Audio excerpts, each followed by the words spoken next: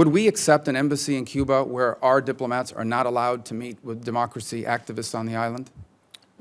We would not curtail the activities we're doing now, which is meeting with democracy activists. And one of the so- things that we're trying to negotiate is opening an embassy in Cuba. Correct. And she's saying, in order for us to open an embassy in Cuba, and as you've said, she's a serious person who speaks with authority, she's made very clear yesterday that in order for us to open an embassy in Cuba and allow our personnel greater freedom than they have now, we would have to agree not to allow them to interact with democracy activists. Is that a condition? Can you categorically say today we will never accept that condition on our personnel?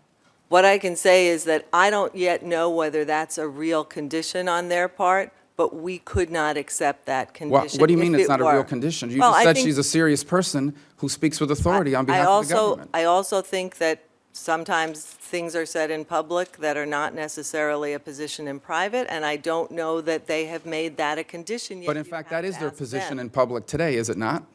I saw what she said in public, but what But I'm in saying practice, is that's their condition. we could not accept not meeting with democracy activists and with the broadest swath of Cubans possible. That's the point of this policy. The nature of the Cuban regime has not changed, and we have not claimed so. Do you believe that it will change? I am absolutely confident that the Cuban people who have been fighting for change in Cuba are going to prevail, and I think they will be more empowered to prevail as a result of this new policy. And do you believe the Castro regime will become your partner in that empowerment? I have no indication that they have any desire to become our partner in that. That's not the way this works in any authoritarian state.